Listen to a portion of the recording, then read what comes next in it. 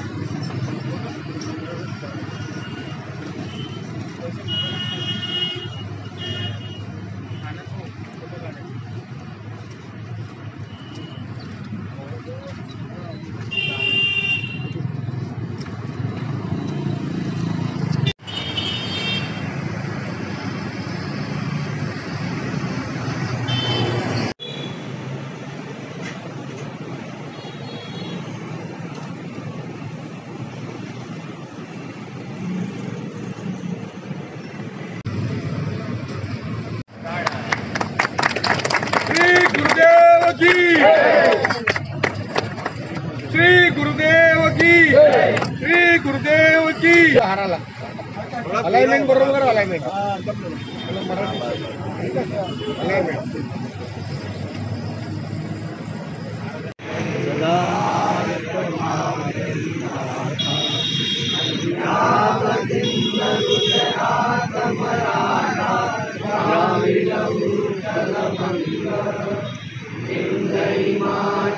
यमुना गंगा उच्चर जलधि तव शुभ नामे जागे, तव शुभ आशीष मागे, आए तव जय गाथा। जन गण मंगलदायक जय हे भारत भाग्य विधाता। जय हे, जय हे, जय हे, जय जय जय जय हे। भारत देश हमारा, कबीर मारो अंत पक्ष को विरसे रहे प्यारा। वंदनीय राष्ट्रसंत श्री तुकडोजी महाराज यांचं नागपूरचं कार्य हे सगळ्यात महत्त्वाचं राहिलं आहे आणि त्या महाराजांचा जिथे अस्तित्व राहिलं, जिथे त्यांनी कार्य केलं, आपल्या जीवनामध्ये बरेचसे समेट घडून आणले, अशा पवित्र जागी आज आपण इथे आहो। महाराजांच्या सानिध्यात, महाराजांच्या सहवासात हा परिसर राहिलेला आहे आणि खरंच आपण खूप लकी आहोत की आपण आज इथे आहोत। असो, आज आपला खूप छान असा कार्यक्रम झाला आणि आपल्या या कार्यक्रमाला विद्यापीठाचे विद्यार्थी विकास विभागाचे जे संचालक आहेत डॉक्टर मुदगल सर यांचं सर्वप्रथम मी इथे स्वागत करतो। आपण सर्व मुलांनी टाळ्या वाजवून त्यांचं स्वागत करावं। त्यांच्यासोबतच जे ॲडव्होकेट आहेत, ॲडव्होकेट अशोक यावले साहेब जे इथे सचिव आहेत, त्यांचंसुद्धा आपण स्वागत करावं टाळ्या वाजवून अशी तुम्हाला अध्यक्ष। त्यांच्यासोबतच सचिव श्री पुनसे साहेब यांचंसुद्धा आपण टाळ्या वाजवून स्वागत घ्यावं। त्यांच्यासोबत श्री रूपरावजी वाघ जे महाराजांचं साहित्यामध्ये महाराजांनी साहित्य लिहून ठेवलं, पण त्याचा ते लोकांपर्यंत कसं पोहोचेल याचा त्यांनी सतत विचार केला आणि महाराजांसोबत तबला वाजवण्याचा सुद्धा त्यांना योग आला। अशा रूपरावजी वाघ सरांचं सुद्धा आपण स्वागत करावं। आणि एक महत्त्वाची गोष्ट सांगूशी वाटते, सरांच्या बाजूला जे चावके साहेब बसले आहेत, तर त्यांच्याबद्दल सांगायचं म्हणजे किंवा आपण पाहिलं आता की ही सगळी मंडळी जी बसली आहे, सांगायचं म्हणजे सकाळी एवढे ओल्ड एज असूनसुद्धा सकाळी 6 वाजता ते रोज इथे येतात, रोज, तो संडे असेल तरीसुद्धा. आणि सामुदायिक ध्यान जो कन्सेप्ट सांगितला आहे महाराजांनी, तो रोज इथे त्याचं पठण होते. एवढंच नाही तर करोना काळातसुद्धा करोनाची कसलीही भीती त्यांनी ठेवली नाही. आणि ही जी टीम आहे इथे बसलेली, ही करोना काळातसुद्धा आपले सगळे प्रिकॉशन्स घेऊन त्यांनी इथे आपली सेवा दिली. आणि आनंदाची गोष्ट म्हणजे एकालाही करोना झाला नाही, म्हणजे हा महाराजांचा कदाचित आशीर्वाद असेल, मला असं नक्कीच वाटतं. तर आणि आपल्या सर्व NCC कॅडेटचं सुद्धा मी इथे स्वागत करतो, आपल्या सर्व मंडळीचं मी इथे स्वागत करतो. आपल्याला माहिती आहे की आज आपण महाराजांच्या या सानिध्यात महाराजांच्या पुतळ्याचा आपण स्वच्छता मोहीम घेतली. हे काम आपल्याला नेहमी करायचं आहे.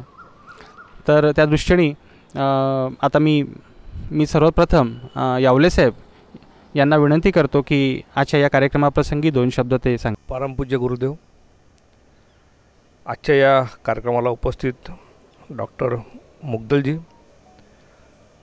या सेवा मंडळाचे सचिव विठ्ठलराव पुंचे, आजीवन प्रचारक रूपरावजी वाघ, प्रचार प्रमुख शियाराम चावकेजी, आमचे सहकारी मित्र राजेश कुंबलकरजी आणि उपस्थित सर्व मान्यवर.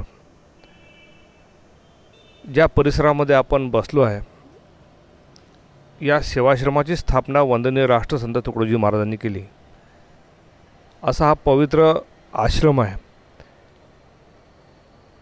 या आश्रमचा शिलान्याससुद्धा त्यावेळचे राष्ट्रपती डॉक्टर राजेंद्र प्रसाद यांच्या हस्ते झाला.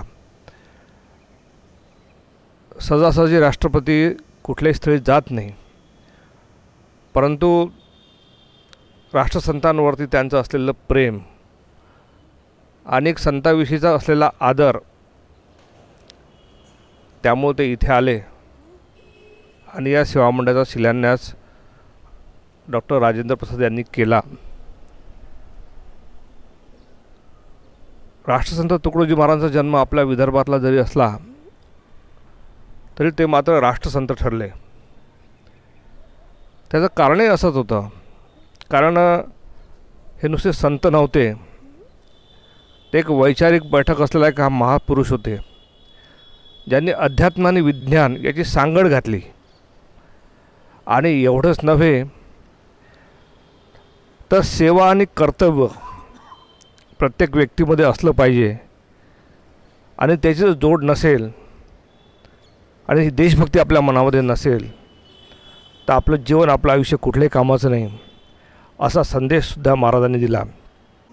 तर 1962मध्ये ज्यावेळी चीन आणि भारतचं युद्ध झालं, त्यावेळी बरेचसे जवान आपले जखमी झाले आणि त्या जखमी जवानांना रक्ताचा तुटवडा भासला. त्यावेळी महाराजांनी स्वतः पहिल्यांदा रक्तदान दिलं त्या आपल्या जवानांसाठी.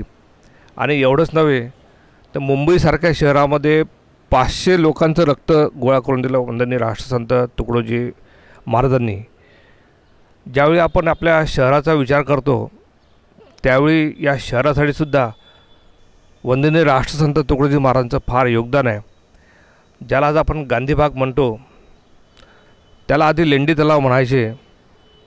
आणि अत्यंत ज्याला म्हणता येईल अस्वच्छ असा तो परिसर होता, त्याची साफसफाई करून दुसरा गांधी स्मृती सप्ताह तिथे महाराजांनी घेतला आणि त्याचं नामकरण केलं गांधीबाग. या परिसराची स्वच्छता केली. निश्चितच आपल्यामध्ये देशभक्तीची भावना जागृत हो, अशी यावेळी मी कामना व्यक्त करतो आणि आपल्या सर्वांना शुभेच्छा देतो. धन्यवाद. जय गुरु. यानंतर वंदनीय राष्ट्रसंतांसोबत ज्यांनी तबला आणि हार्मोनियम म्हणजे ज्याची संगत ज्यांना लाभली असे मोजरीचे आदरणीय रूपरावजी वाघ यांना विनंती करतो की ते राष्ट्रसंतांच्या कार्याबद्दल आणि स्वातंत्र्याच्या लढ्याबद्दल थोडक्यात मार्गदर्शन करते. चराचरात व्याप्त असलेली गुरुदेव शक्ती, योद्धा संत, स्वतंत्रता सेनानी, मानवतेचे महान पुजारी वंदनीय राष्ट्रसंत श्री तुकडोजी महाराज आज श्री गुरुदेव सेवा मंडळ, श्री गुरुदेव सेवाश्रम या ठिकाणी आयोजित केलेल्या या एका सुंदर कार्यक्रमामध्ये आपण या ठिकाणी उपस्थित आहात। या कार्यक्रमाला खास करून आज ज्यांच्या नावाने हे आपलं विद्यापीठ आहे, राष्ट्रसंत श्री तुकडोजी महाराज नागपूर विद्यापीठ, त्या विद्यापीठामध्ये जो एक भाग आहे महत्त्वाचा तो म्हणजे विद्यार्थी विकास, आणि त्या विद्यार्थी विकासाचे संचालक श्री सन्माननीय मुदगल साहेब या ठिकाणी आले आहेत। त्याचबरोबर आपल्या या श्री गुरुदेव सेवाश्रमाचे अध्यक्ष माननीय श्री ॲडव्होकेट अशोकजी यावले सर, त्याचबरोबर आमचे मित्र राजेशजी कुंभालकर, आपल्या सेवा मंडळाचे सचिव श्रीमान विठ्ठलजी पुनसे, प्रचार प्रमुख श्रीमान चावके साहेब, आणि नित्यनिमानी आपल्याला ज्या 2 उपासना दिल्या महाराजांनी, ध्यान आणि प्रार्थना, त्यासाठी दररोजचं ध्यान या ठिकाणी होतं। त्या ध्यानामध्ये उपस्थित असलेले सर्व ध्यानप्रेमी उपासकांनो आणि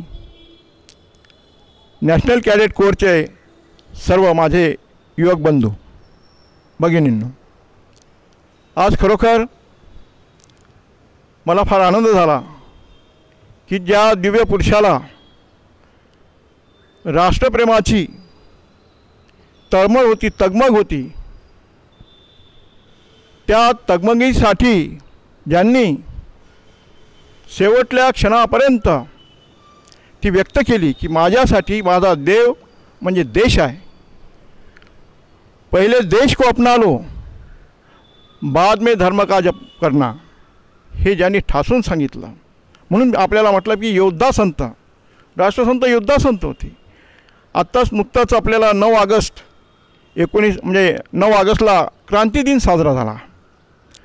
वंदनीय राष्ट्रसंत श्री तुकडोजी महाराज आपल्या विदर्भाचे त्यावेळी एक अग्रणी होते, त्यांनी नेतृत्व केलं त्या लढ्याचं। म्हणजे गवालिया टँकला 8 ऑगस्टला त्या ठिकाणी जो नारा देण्यात आला, महात्मा गांधीजींनी नारा दिला चले जाओ, ती चले जाओची जी चळवळ, करो या मरो, हा आवाज त्या ठिकाणी घुमल्यानंतर तो संदेश आपल्या विदर्भातही आला आणि महाराज त्यापूर्वीच तयारीत होते, अगोदरच त्यांची ती तयारी सुरू होती। आणि वंदनीय राष्ट्रसंतांनी चिमू राष्ट्रीचा लढा त्यावेळेस त्यांनी लढवला, आणि एवढंच नव्हे तर स्वतः 3 महिन्याचा कारावाससुद्धा त्यांनी भोगला। पहिल्यांदा नागपूरला आलेत, म्हणजे 27 ऑगस्ट 1942ला वंदनीय राष्ट्रसंतांना चंद्रपूर येथे जो बाबुळबन म्हणून एक भाग आहे, त्या भागामध्ये राष्ट्रसंतांनी सकाळचं ध्यान वगैरे केलं, आणि त्यानंतर त्या ठिकाणी लगेच 2 लॉरीज त्या ठिकाणी आल्यात। सगळ्यांची धावपळ झाली, पण महाराजांनी सांगितलं की आपण शांत राहा, सगळेजण त्यांना त्यांचं काम करू द्या। ते आलेत, त्यांचा सन्मान करा सगळ्यांचा, जे ब्रिटिश अधिकारी जेव्हा होते त्या ठिकाणचे तिथले, आणि महाराज त्यांना नागपूरला इथे घेऊन आलं। त्यांना नागपूर इथल्या कारावासामध्ये वंदनीय राष्ट्रसंतांना 1 लाख त्यांचा होता, त्या ठिकाणी 774 काहीतरी त्यांचा ते नंबर होता त्या ठिकाणी त्यांचा। तर त्या याच्यामध्ये वंदनीय राष्ट्रसंतांना इथे नागपूरच्या कारागृहात ठेवण्यात आलं। आणि झालं काय की त्यावेळेस आपल्या आजूबाजूच्या परिसरामधली वंदनीय राष्ट्रसंतांच्या भजनांनी प्रेरित झालेली, आपण महाराजांना मुक्त करा, त्यांची सुटका करा, हा आवाज ऐकल्यानंतर या ठिकाणी काहीतरी विषय गडबड होईल काहीतरी पुन्हा, म्हणून महाराजांना रायपूरच्या जेलमध्ये नेण्यात आलं, त्या ठिकाणी ठेवण्यात आलं, आणि 97 दिवस वंदनीय राष्ट्रसंत तुरुंगवासात होते। म्हणून त्यांना युद्धासत्न म्हटलं मी, म्हणून त्यांना स्वतंत्रता सेनानी म्हटलं। राष्ट्राचा सजग प्रहरी म्हणजे वंदनीय राष्ट्रसंत श्री तुकडोजी महाराज। राष्ट्राशिवाय त्यांच्या जीवनामध्ये त्यांना काहीही दिसलं नाही। सरळ सांगितलं की त्यांनी माझी जी भावभक्ती किंवा हे जे काही गोष्टी असेल, मी काही शिकवले असेल आपल्याला, ह्या संपूर्ण राष्ट्राला धरून आहेत। पहिल्यांदा आपल्या सगळ्यांच्या जीवनामध्ये राष्ट्र असलं पाहिजे, म्हणून आपल्याला विद्यार्थी मित्रांनो आपल्याला सांगतो की आपल्यासाठी सुद्धा वंदनीय राष्ट्रसंतांनी खूप काही लिहून ठेवलेलं आहे. इतके काही भजन आहेत त्यांचे की आपल्याला त्यामधून आपलं रक्त सळसळेल अशा प्रकारची त्यांची वाणी त्या भजनामधून त्यांनी त्या ठिकाणी मांडलेली आहे. आत्ताच आमचे मित्र ॲडव्होकेट अशोकरावांनी सांगितलं की महाराज नेफा बॉर्डरला गेले होते 1962 हा एकमेव संत त्या काळामधला की ज्यांनी देशभर त्यावेळेस ते फिरलेत. राष्ट्र जागवा राष्ट्र जागवा, जागृत व्हा तरुणांनो, वीरवृत्तीचा दिवा उजळवा, जागृत व्हा तरुणांनो. आणि एवढंच नव्हे तर बॉर्डरवर जेव्हा गेले तर हा एकाच महासंतांनी ह्या राष्ट्रसंतांनी म्हटलं त्या ठिकाणी आव्हान केलं चीनला, आओ चीनियों मैदान में देखो हिंद का हाथ, आओ चीनियों मैदान में देखो हिंद का हाथ, तैयार हुआ है हिंद तुम्हारे साथ, तैयार हुआ है हिंद तुम्हारे साथ. अशा प्रकारची ललकार देणारा हा संत त्या ठिकाणी त्यांचे डोळे पाणावले. त्या ठिकाणी जेव्हा ते शहीदांची किंवा ती वीरभूमी जेव्हा त्यांनी पाहिली त्यांच्या डोळ्यामध्ये पाणी आलं आणि सांगितलं की खऱ्या अर्थाने तुम्ही या देशामध्ये भगवान कृष्णाचं जर काम करत असेल तर आपण करत आहात. हा ठिकाणी संदेश दिला आणि श्रद्धांजली वाहिली त्या ठिकाणी. आणि अनेक ठिकाणच्या बॉर्डरवर महाराज त्या ठिकाणी त्यावेळेस जायचे आणि सगळ्यांना राष्ट्रसंदेश दिला. राष्ट्रसंदेशाशिवाय त्यांनी काही केलेलं नाही जीवनामध्ये. त्यांचा संपूर्ण तगमग राष्ट्राशीन होती. 7 लाख खेडी उभी करायची ती राष्ट्रासाठी म्हणून राष्ट्राचा सजग प्रहरी म्हटलेला आहे. आणि आपण राष्ट्रवंदना आता गायली त्यामध्ये सुद्धा आहे सारा भारत रहे शिपाई शत्रू को दहशाने. आपण सजग असलं पाहिजे. या देशातला प्रत्येक माणूस पहिल्यांदा सैनिक आहे आणि नंतर तो वेगवेगळ्या ज्या कामामध्ये असेल तो तिथला तो काही कामाचा असेल कर्तव्य त्यांनी ते बजावलं पाहिजे. पण पहिल्यांदा तो सैनिकच झाला पाहिजे. एवढं आपल्या देशाविषयीचं प्रेम वंदनीय राष्ट्रसंतांच्या मनामध्ये होतं. मित्रांनो, आपल्याला राष्ट्रसंतांना जर जाणून घ्यायचं असेल तर त्यांचं वाङ्मय वाचा. त्या वाङ्मयामध्ये आपल्याला ती मिळतील. आपण किती सांगितलं तर इकडचं थोडंसं तिकडे होईल. पण आपण काय करा, वंदनीय राष्ट्रसंत श्री तुकडोजी महाराज ग्रामगीतेचे रचनाकार आहेत. एक फार मोठं विराट तत्त्वज्ञान वंदनीय राष्ट्रसंतांनी ग्रामगीतेमध्ये मांडलेलं आहे. 41 अध्यायाची ही गीता, पण ही गीता नुसती अशी गीता नाही आहे, ती भगवद्गीता आहे. त्यावेळेस महाराज म्हणतात म्हणून मी आपल्याला संदर्भ देतो आहे. भगवद्गीतेचं हे सक्रिय रूप प्रगट झालं आपोआप, हे ती भगवद्गीता आहे. मी आज नव्यानं आपल्याला सांगतो आहेत. पण याच्यामध्ये सर्व धर्म समन्वय सगळ्या म्हणजे कार्यात सगळ्या संतांचा सगळ्या म्हणजे या ठिकाणी तुम्हाला विचार मिळेल. म्हणून आपण आणि जे जे काही म्हणजे देशामधले म्हणजे उद्योग असतील, श्रमप्रतिष्ठा असेल, युवक असतील, ह्या सगळ्या प्रकारच्या ज्या काही गोष्टी आहेत महाराजांनी 4673 ओळांमध्ये मांडलेल्या आहेत. आणि विशेषतः आहे ही गद्य नाही आहे, ह्या पद्यामध्ये मांडली विशेष असते. गद्यामध्ये खूप काही आपल्याला मांडता येईल, पण पद्यामध्ये विचार मांडणं हा एक चमत्कारच आहे. एवढा विचार, एवढं तत्त्वज्ञान त्यांनी महाराजांनी 4673 ओळ्यामधून जर मांडलं तर आपल्यासाठी सुद्धा त्यामध्ये खूप काही आहे. आपण जीवन आपलं घडू शकता. आपलंच नाही तर इतरांचंही जीवन त्यामधून आपण घडू शकता. लोकांनाही आपण विचार देऊ शकता. म्हणून ही ग्रामगीता अवश्य आपल्याकडे असली पाहिजे. मी आपल्याला आग्रह करेन. विशेषतः आपल्याला सांगतो ही ग्रामगीता किसानांना अर्पण केलेली आहे, आमच्या शेतकरी बांधवाला अर्पण केली आहे, आमचा जो अन्नदाता आहे त्याला अर्पण केली आहे. आणि ती ग्रामगीता 16 ऑगस्ट 1965ला आपल्या या जिथे आपण बसलेला आहात इथे त्यांनी लिहिलेली आहे. संपूर्ण ग्रामगीता लिहिल्यानंतर अर्पण पत्रिका महाराजांनी लिहिली आणि ते जपानहून आल्यानंतर लिहिली. आपल्याला माहीत असेल की ज्या ठिकाणी आपल्याला आपण नेहमी नाव ऐकतो आपण विवेकानंदचं. स्वामी विवेकानंद अमेरिकेत गेले, विश्वशांती परिषद होती, विश्वधर्म परिषद होती, तिथे त्यांनी मार्गदर्शन केलं. पण आपल्या किती लोकांना माहिती आहे की 1955मध्ये वंदनीय राष्ट्र 23 जुलैला निघाल्यानंतर 4 आणि 5 ऑगस्टपर्यंत जपानमध्ये 1 महिना होती सतत हीच धर्म परिषद होती. 81 राष्ट्राचे म्हणजे वंदनीय राष्ट्रसंत सल्लागार होते. भाषा त्या गीताने मी माझ्या या 2 शब्दाची सांगता करतो याच्यासाठी की आपण आहात माझ्यासाठी महत्त्वाचे या ठिकाणी आहात. कारण महाराजांचं भविष्य म्हणजे आपण आहात. आपण खरे नागरिक आहात. महाराजांनी जर 2 विचार म्हणजे लालबहादूर शास्त्रींनीसुद्धा तो विचार दिला आपल्याला, जय जवान जय किसान. महाराजांनी तेच सांगितलं की आमचा दाता अन्नदाता पहिल्यांदा आमचे देशासाठी शहीद होणारे आमच्यासाठी पहिल्यांदा, आमचे वीर आमच्यासाठी पहिल्यांदा, आणि त्यानंतर सगळे बाकीचे जे काही आहेत ते त्यानंतर आपापल्या देशामध्ये काम करतात. पण खरी जबाबदारी या 2 लोकांवर आहे, ते आमच्यासाठी खऱ्या अर्थाने महात्मे आहेत. म्हणून मी या गीताने माझ्या या 2 शब्दांची मी सांगता या ठिकाणी करीत आहे. महाराजांनी गीत गायलेलं आहे एक, प्यारा हिंदुस्तान है गोपालों की शान है, प्यारा हिंदुस्तान है गोपालों की शान है, वीरों का मैदान इसमें भक्तों के भगवान है, आओ इसे जगाएंगे भारत को बदलाएंगे, आओ इसे जगाएंगे भारत को बदलाएंगे, बालवीर उठो तुम तो ऋषियों की संतान है, प्यारा हिंदुस्तान है गोपालों की शान है, वीरों का मैदान इसमें भक्तों के भगवान है, आज़ादी के जंग में आबादी के रंग में, वीरों को चेतवाएंगे हटवाएंगे शैतान है, प्यारा हिंदुस्तान है गोपालों की शान है, वीरों का मैदान इसमें भक्तों के भगवान हैं। यहाँ पर भी हनुमान थे, अर्जुन से बलवान थे, महाराणा प्रताप इसमें शिवाजी के प्राण हैं। कवियों की खदान है, गीता के गुणगान है, तिलक महात्मा गांधी सारे भारत का अभिमान है।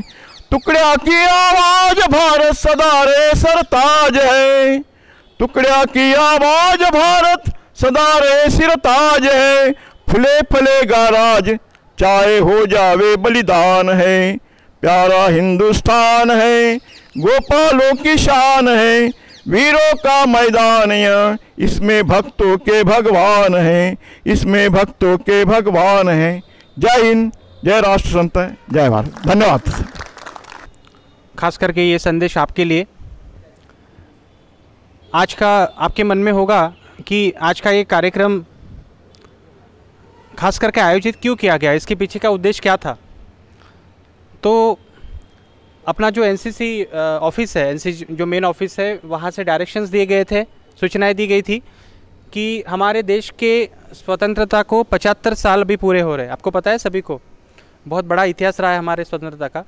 तो 75 साल पूरे हुए हैं, उसके उपलक्ष्य में जिन क्रांतिकारकों ने देश के स्वतंत्रता के लिए अपने प्राण दिए, अपना समय दिया, अपना कीमती योगदान दिया, उनके किसी भी एक स्टैचू को क्लीनिंग करने का या स्टैचू का पूजन करने का ये जिम्मेदारी आप सभी कैडेट्स पे थी, जो हमें यूनिट की तरफ से दी गई थी। इसलिए खास अब सर ने तो बताया उनके बारे में, पर उनकी एक बहुत बड़ी बात मुझे 2-3 दिन पहले ही पता चली कि उनका योगदान कितना बड़ा था। 1-2 मिनट में मैं बताने का प्रयास करता हूँ। मैं खास करके आपको इसलिए बता रहा हूँ क्योंकि ऐसे मौके बहुत कम आते आपको बताने के, और आपको पता है कि आने वाले समय में आप राष्ट्र के प्रहरी बनने वाले हो। 1942 में महाराज जी ने एक भजन लिखा था, पत्थर सारे बम बनेंगे भक्त बनेगी सेना, पत्थर सारे बम बनेंगे भक्त बनेगी सेना। तो ये एक भजन था। अब हमारे पास उस समय तो कोई वेपन्स थे ही नहीं, तो पत्थर ही हमारे बम बनने की। तो उस महाराज जी के भजन इतना फेमस हुआ विदर्भ में, खास करके अमरावती में। सर ने जो बताया आष्टी गांव में, यावली गांव में, आष्टी यावली संग्राम जी से कहते, तो वहाँ पे ये भजन काफ़ी फेमस हुआ, पूरे विदर्भ में फेमस हुआ। और छोटे छोटे बच्चे के रग में, 1942 की बात कर रहा हूँ, जब चले जाओ आंदोलन की शुरुआत गांधी जी ने की थी, तो छोटे छोटे बच्चे के मन में देश के प्रति एकदम से उत्साह आ गया कि भाई हमारा देश स्वतंत्र होना चाहिए। तो उस गांव की घटना मैं बता रहा हूँ, आष्टी गांव की। लगभग वो 15 अगस्त का ही दिन था, पर 1942 का समय था। वो इंडिपेंडेंस मिलने से पहले एक छोटा बच्चा, अब गांव में पूरी लहर थी देश स्वतंत्र होना चाहिए। एक छोटा बच्चा क्या करता है, छोटा बच्चा एक अंग्रेज अफसर जा रहा था उधर से, उसको देख के बोलता है इंकलाब जिंदाबाद, भारत माता की जय। अब उसको गुस्सा आ गया, शासन उनका था, उसको गुस्सा आ गया। उसने उसको पकड़ा और जोर से पीटना शुरू कर दिया छोटे से बच्चे को। इतना पीटा कि कोई पुलिस भी किसी अपराधी को नहीं पीटता होगा, एक छोटे बच्चे को। वो देख के बाजू में एक जो ओल्ड एज लेडी थी 77 ईयर्स की, वो वहाँ पे झाड़ू पोछा कर रही थी कुछ, उसका ध्यान गया कि भाई हमारे गांव के लड़के को वो मार रहा है, तो उसके अंदर की मातृत्व जागृत हुआ और वो उसकी तरफ चलने लगी और उसने शुरुआत की उसको मारने की। किसको? उस अंग्रेज़ अफसर को। ये देख के पूरा गांव, पूरी महिला एक साथ आई और पूरे लोगों ने उसको पीटा। अच्छा, वहाँ पे वो शांत नहीं रहा, वो पूरा गांव एक साथ आया और वहाँ पे उस गांव में जो अंग्रेज़ सरकार का जो पुलिस स्टेशन था, वो पुलिस स्टेशन को आग लगाई गई। पुलिस स्टेशन पूरा तहस नहस कर दिया। यूनियन जैक यानी अंग्रेज़ लोगों का झंडा वहाँ से निकाला गया और भारतीय ध्वज वहाँ पे स्थापना हुई, वहाँ पे फड़काया गया और लगातार 3 दिन तक भारतीयों का वहाँ पे हुकूमत चली। किसी बड़े बड़े अफसर की भी या पूरी इंग्रज सेना की हिम्मत नहीं हुई कि वहाँ पे आके अपने फिर से अपने राज्य का निर्माण करें। तो ये छोटी सी बात मैं आपको बताना चाहता था। इंटरनेट पे भी आप अगर कुछ ढूंढते तो ऐसा मिलता है कि भाई भारत में सबसे पहले स्वतंत्र क्या हुआ, तो एक छोटा सा गांव हुआ जो 1942 में ही स्वतंत्र हुआ। भले उसकी स्वतंत्रता 3 दिन थी पर वो चिमुर था। ये हमारे लिए फ़ख्र की बात है। मैंने खास इसलिए आपको ये शेयर किया क्योंकि आप सोल्जर, आने वाले समय के सोल्जर हो, आपको ये बात पता होनी चाहिए कि भारत में सबसे पहला स्थान कौन सा स्वतंत्र हुआ, तो वो चिमुर गांव था और प्रेरणा उसकी महाराज के लिए, इतना बड़ा योगदान था महाराज का, इसलिए हमने महाराज जी के स्टैचू को यहाँ पे चुना है। तो इसके साथ मैं आदरणीय डॉक्टर मुदगल सर, इनसे विनती करता हूँ। डॉक्टर मुदगल सर के बारे में आप सभी को पता है कि डॉक्टर मुदगल सर हमेशा आप बच्चों को प्रेरित करते हैं कि आपको आने वाले समय में क्या अच्छा आप कर सकते, देश के लिए आप क्या योगदान कर सकते, और हमें भी उनका हमेशा मार्गदर्शन मिलता है। मैं मुदगल सर से प्रार्थना करता हूँ कि वो आपको मार्गदर्शन करेंगे। सर्वप्रथम वंदनीय राष्ट्रसंत तुकडोजी महाराज यांच्या पावन स्मृतीस मी वंदन करतो आणि सेवाश्रमाचे अतिशय मनापासून आभार मानतो की मला आज या अशा पवित्र पावन भूमीवर येण्याची आपण मला संधी दिली आणि महाराजांच्या पावन पुतळ्याला स्पर्श करत असताना माझ्या मनात अशी भावना जागृत झाली की मी साक्षात महाराजांना स्पर्श करतो आहे। आणि जेव्हा मी महाराजांच्या म्हणजे कुटीत गेलो जिथे ते बसायचे, तर त्यांच्या प्रत्येक गोष्टीला अतिशय आत्मीयतेने हात लावला। ज्या पद्धतीने माझ्या बाबांना मी स्पर्श करायचो, माझ्या आईला स्पर्श करायचो, तो स्पर्श मला, त्याची अनुभूती मला आज झाली आणि माझ्या डोळ्यामध्ये कुठेतरी त्या भावना तरंगल्या। आणि पण जेव्हा तुम्ही युनिफॉर्ममध्ये असतात तेव्हा तुम्हाला तुमचे अश्रू आवळायचे असतात, तर तो भाग मी रोखून ठेवला। पण मला विशेषतः इथे आज सांगायचं असं आहे, हा माझा तर व्यक्तिगत अनुभव होता, पण ज्या राष्ट्रसंतांच्या नावावरती एक मोठं विद्यापीठ आहे 1923 साली, ज्या विद्यापीठाची स्थापना इंग्रजी सरकारने केली आणि ज्या विद्यापीठामध्ये भारताचे पंतप्रधान, भारतातले सरन्यायाधीश, अनेक मोठे मोठे मंत्री, कितीतरी अनेक IAS ऑफिसर, IFS ऑफिसर्स, मोठे मोठे सैन्यामधले अधिकारी या विद्यापीठांनी जन्मच दिले आणि त्या विद्यापीठास खऱ्या अर्थाने महत्त्व तेव्हा प्राप्त झालं जेव्हा या भूमीत कार्य करणारा एक मानव, त्याचा महान संत, ज्यांच्या नावावर हे विद्यापीठाचं नाव देण्यात आलं, राष्ट्रसंत तुकडोजी महाराज नागपूर विद्यापीठ नागपूर, त्यावेळेस खऱ्या अर्थाने माझ्यासारख्या व्यक्तीला गुरुदेवांच्या ज्या सगळ्या जे सेवक असतील त्यांना खऱ्या अर्थाने त्यांना त्या आनंदाची जी तो क्षण असेल, कारण की ज्यावेळेस नागपूर विद्यापीठ म्हणायचे त्यावेळेस सेंट्रल प्रोव्हिन्समधलं नागपूर विद्यापीठ असंच ते ओळखीचं होतं। 1923च्या काळामधलं सिपेंड बेरार हे प्रोव्हिन्स होतं, प्रांत होता, त्या प्रांतातले एक विद्यापीठ होतं, ज्या विद्यापीठात मध्य प्रदेश, गुजरात, महाराष्ट्रातले सगळा भाग म्हणजे अर्धा भाग जवळपासचा असे सगळे त्या परिक्षेत्रातील महाविद्यालय याच विद्यापीठाद्वारे चालविण्यात येत होते। सांगायचं तात्पर्य असं की इतक्या मोठ्या विद्यापीठाचा भाग, एवढा मोठा त्याचा परिणाम आणि त्याच्या याशा विद्यापीठास पूजनीय राष्ट्रसंतांचं नाव मिळावं हे खऱ्या अर्थाने जेव्हा सार्थक झालं तेव्हा सगळ्याच आपल्या गुरुदेव प्रेमींना आणि त्यांच्यासाठी कार्य करणाऱ्या सगळ्या भक्तांना खूप आनंद झाला असेल।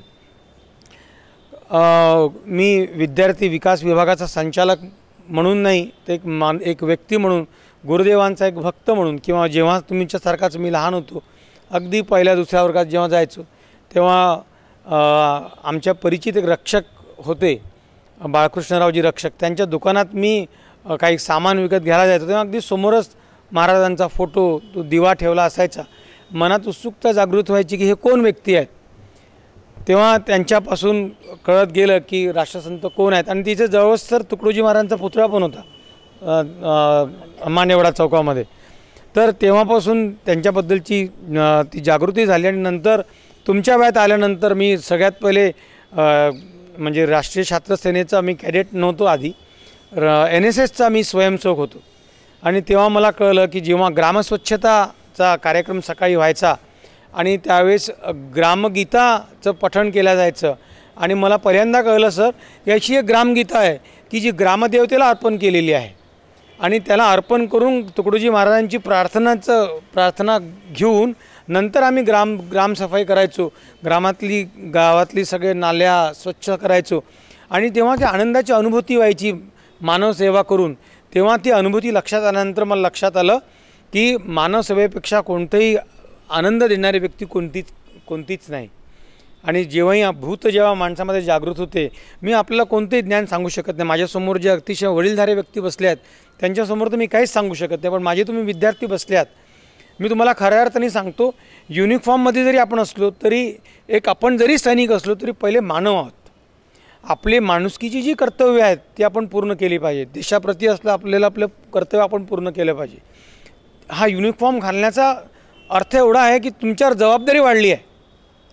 युनिफॉर्म नसताना तुम्हाला ती कर्तव्य पार पाडायचीच आहेत, पण युनिफॉर्म घातल्यानंतर ती कर्तव्य तुम्हाला अधिक जागरूकतेने पार करायची आहेत, हे आपण लक्षात घेतलं पाहिजे.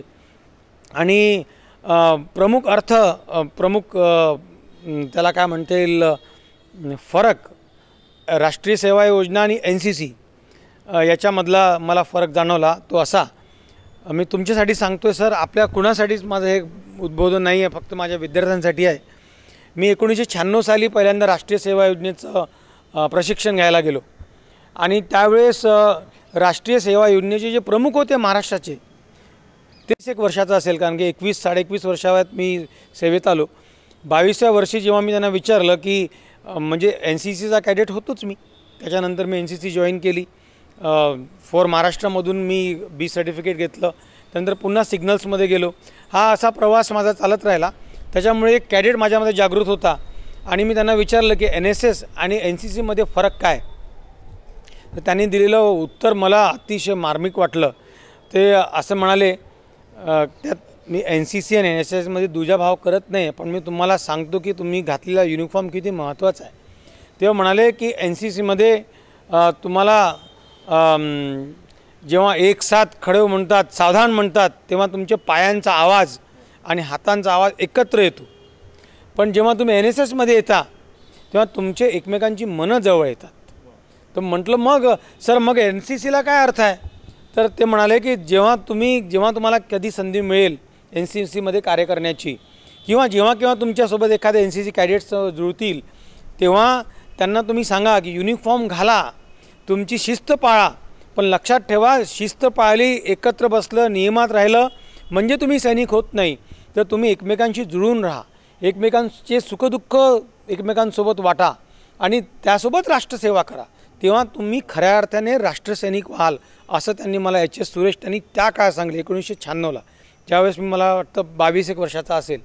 तर गुरुदेवांच्या पावनभूमीत आल्यानंतर मी राष्ट्रीय छात्रसेनेच्या सर्व कॅडेट्सला माझी अगदी आवर्जून अशी विनंती आहे, एक अधिकारी म्हणून नाही, एक सामान्य व्यक्ती म्हणून तुम्हाला आवर्जून विनंती आहे की तुम्ही तुमच्या युनिफॉर्ममध्ये असताना, युनिफॉर्ममध्ये नसतानासुद्धा तुम्ही सगळ्यात पहिले मानवतेचं व्रत जे आहे ते NCCचं जे तुमचं मोठं आहे त्याच्यासोबतच मानवतेचं व्रत जे आहे ते तुम्ही स्वीकारा.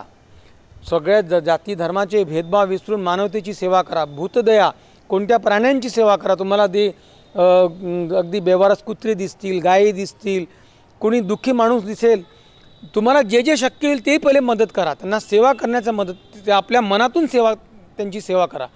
तुम्हाला जो आनंद होईल ना, तो आनंद तुम्ही एखाद्या महालात गेल्यावरही होणार नाही. आज मी सकाळी इथे आलो, मला जो आनंद जो झाला, महाराजांच्या पुतळ्याला स्पर्श केल्यानंतर, त्यांच्या चेअरला स्पर्श केल्यानंतर जो मला आनंद झाला, त्या आनंदाची अनुभूती कोणत्याही शब्दात मी व्यक्त करू शकत नाही. आणि मी आपल्या सर्वांचे अतिशय आभार मानतो की आज तुम्ही मला इथे येण्याची संधी दिली, माझ्या कॅडेट्सला आपण जर संधी दिली, या महाराजांच्या पावनभूमीत त्यांना येण्याची संधी दिली. आणि लक्षात घ्या, अशा या पावनभूमीत जिथे साक्षात गुरुदेवांचं वास्तव्य राहिलेलं आहे, या भूमीत ते राहिलेले आहेत, त्यात आपण इथे आज आलो आहेत, हे आपलं भाग्य आहे. आणि म्हणून आपल्या सर्वांच्या वतीने मी गुरुदेव सेवा मंडळ नागपूर यांचे मी सगळ्यांचं आभार मानतो. आपल्या सर्व भक्तसेवकांचं मी आभार मानतो की तुम्ही राष्ट्रीय छात्र सेनेला इथे आज महाराजांच्या पावन पुतळ्याला स्वच्छ करण्याची संधी दिली. फक्त दुःख याच एक गोष्टीचं आहे की मी आदरणीय राऊत सरांना म्हटलं होतं की अतिशय आमचे मला ते नेहमी महाराजांचे नेहमी संदेश पाठवत असतात आणि मला नेहमी सांगतात, सर तुम्ही मोझीला चला माझ्यासोबत, आपण बरेच काही उपक्रम घेऊ. पण मला काही व्यस्ततेत घेता आले नाही. पण निश्चित राऊत सर, मी आपल्यासोबत ते कार्य करीन, ती संधी मला नक्कीच मिळेल. मला हे तुम्हाला सांगायचं होतं सर की सकाळी जेव्हा आलो तेव्हा मी नावेदला पण सांगितलं होतं आणि आमच्या राऊत सरांना पण सांगितलं होतं की महाराजांचा पुतळा जो आहे जसा असेल तसाच असू द्या, आपण स्वतः स्वच्छ करू. पण दुर्दैवाने काय झालं की आपण येण्यापूर्वीच महाराजांच्या सेवकांनी तो पुतळा स्वच्छ करून ठेवला होता आणि त्याचं मला दुःख वाटलं. कारण की आपण इथे फोटो काढायसाठी नव्हतं आलो, मनापासून ते काम करायसाठी आलो होतं. आणि म्हणून काय होईना थोडंसं मला महाराजांच्या पुतळ्याला स्पर्श करता आला, थोडंफार तो स्वच्छ करता आला. पण जर पुढच्या वेळेस जेव्हा आम्ही येऊ तेव्हा तुम्ही काहीच करू नका, आम्ही सगळं करू. आम्हाला सेवा करण्याची संधी द्या. कारण काय की आपल्यासारखे सगळे भक्तजन त्यांची सेवा करत असतात, पण आम्हाला तरी संधी मिळाली पाहिजे. ते तरी पुण्य आमच्या भाग्यात लाभलं पाहिजे. ती राष्ट्रसेवा आम्हाला करता आली पाहिजे. आमच्या मुलांना ते कळलं पाहिजे. ती संधी तुम्हाला पुढच्या वेळेस आम्ही नक्की द्या. आणि विद्यापीठाच्या वतीने नाही, पण माझ्या व्यक्तिगत स्वरूपात मी आपल्याला इथे ग्वाही देतो की महाराजांचा जो पुतळा आहे आता जो जीर्ण परिस्थितीत आलेला आहे, तो विद्यापीठाचं सहकार्य घेऊन किंवा अन्य कोणत्या संस्थेचं सहकार्य घेऊन किंवा व्यक्तिगत माझ्या रूपाने त्या पुतळ्याला आपण पुन्हा व्यवस्थित त्यांचं रंगरंगोटी करू, त्याला पूर्ण आकारास आणू. आणि पुन्हा आपण पुढच्या वेळेस जेव्हा येऊ इथे, जेव्हा 11 ऑक्टोबरला इथे एकत्र येऊ, तेव्हा विद्यापीठात आपण मोठा कार्यक्रम घेणार आहोत महाराजांचा. पण त्याच्या आधी सुरुवात आपण इथून करू. माननीय कुलगुरूंना आपण इथे घेऊन येऊ, माननीय कुलगुरूंना इथे घेऊन येऊ. जर शक्य झालं तर महाराष्ट्राचे राज्यपाल त्यांना आपण व्हर्च्युअली म्हणजे आभासी पद्धतीने इथे यायला सांगू. आणि 11 ऑक्टोबरला महाराजांच्या जयंतीचा कार्यक्रम जो आहे, पुण्यतिथींचा कार्यक्रम आहे, तो आपण इथे त्यांच्या भजनांचं त्यांच्या गीतांचं तिथे गाऊन ते आपण साजरं करू. पण तर त्यावेळेस स्वच्छ करण्याची, पूर्ण आश्रम स्वच्छ करण्याची, पुतळा स्वच्छ करण्याची, परिसर स्वच्छ करण्याची संधी आम्हाला तुम्ही द्यावी. कुलगुरू स्वतः येतील, ते सुद्धा स्वतः इथे सगळं सेवा आपली प्रदान करतील. आणि मी पुन्हा आपल्या सर्वांचा आभार मानतो. आपण या पावन भूमीत आम्हाला येण्याची परवानगी दिली, अतिशय आभार. वरिष्ठ नागरिक इथे बसले आहेत, रोज सकाळी इथे सेवा देतात. आपल्या सर्वांना पुन्हा आभार मानतो, वंदन करतो. आणि सोबत जे अतिथीगण आणि आपण सर्व इथे आहात, आपल्या सर्वांचा आभार मानतो. मुदगल सरांचा विशेष आभार मानतो की त्यांच्या व्यस्त वेळेत सुद्धा त्यांनी इतका महत्त्वाचा वेळ आम्हाला दिला. आणि आपल्या कॅडेट्सचं सुद्धा एकदा पुन्हा आभार मानतो.